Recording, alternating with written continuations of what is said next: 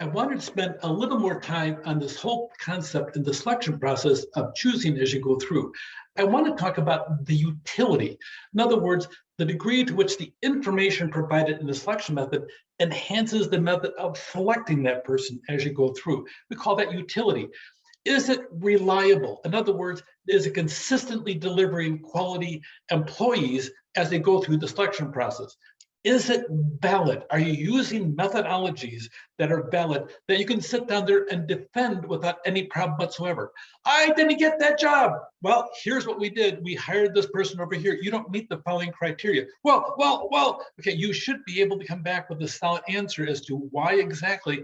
And it's pretty rare you actually have a lawsuit over hiring process, but if there is one, you should be able to come back with a solid, valid answer that is defendable in arbitration or in court as you go through the process, that you have a solid process, that you're asking the same questions consistently throughout. You're not making up questions that have no relevance to the job, aren't about critters that people may want to be in the process over there. Well, I said I wanted to be a cougar and you hired somebody that wanted to be a dolphin.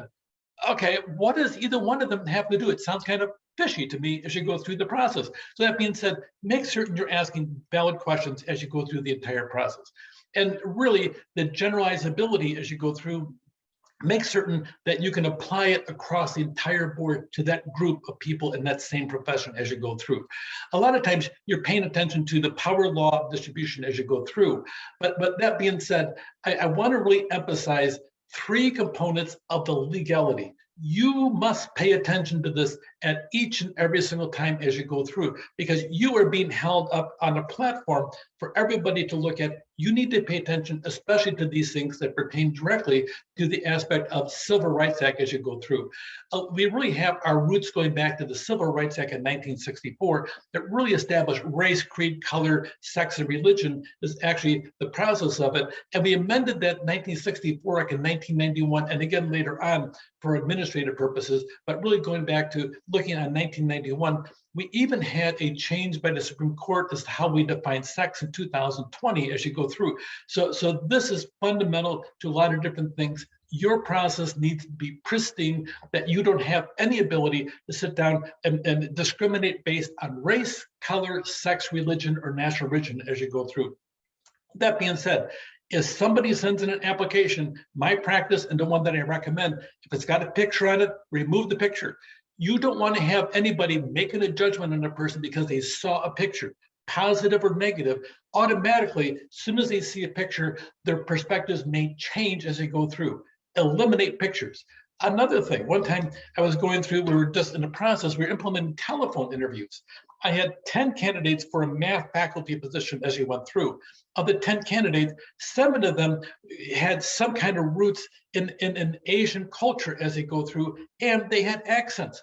By the time we were done, we had 10 people come through. Not one of the 7 from Asian countries sat down there and was allowed to go forward at the next level. I threw out the committee, I threw out the results, and I reposted it and wouldn't allow any more telephone interviews because I had a serious problem. It sure sounded to me like they were discriminating based upon voice patterns rather than the character themselves. So make certain you pay attention to this as you go through. And there are times, if you are an executive human resources, you need to wade into a committee and find out what happened, what went wrong in it. And if it went wrong, you need to be pretty clear, especially if it is any one of these rights there, and call it like it is and say, I have a problem with this. This is what happened over here. And I'm going to disregard the recommendation of the committee, and I'm going to disband the committee as you go through the process and reappoint a committee and appoint different members on it as you go through. This is a big deal, and that is part of human resources to control. If you're working in human resources, you see this going on, you report it up the chain, and you make certain you document it in writing just in case things come back on you in the process. You make certain you report it appropriately as you go through. Here's another one, and the stats show that of all things in discrimination, by far, age discrimination is the most prolific discrimination we have going on. You would think that it's all these race, creed, and everything else, and really on Title VII, it actually is over here on age discrimination. It's very common out there. They have older employees discriminated against based upon age as they go through. A lot of times we got rid of mandatory retirement programs, but the organizations sit down, we want young and fresh. What does young and fresh mean? Does that mean somebody less than 40? Usually it does. So they have these different terms they use that really say, we want to discriminate and hire people less than 40 years old. If that's the case, implied or not, as you go through. By the way, on the legal side of it, if somebody makes the accusation, you need to prove that it wasn't the case as you go through. So that's a big deal. So ADA is the third law you have to make certain you pay attention to. Make certain that you have an opportunity for everybody to have access to apply for the job as you go through. Part of it is the physical part of it. Part of it is removing barriers. Part of it is making certain people don't erect barriers based upon any kind of disability that's out there as you go through. This is a big deal as you go through. Make certain that the ADA, you're complying with it in the process and you're making appropriate accommodations, and your organization does as well.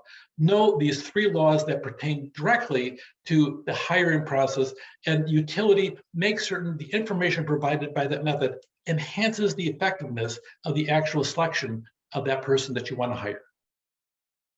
Take care.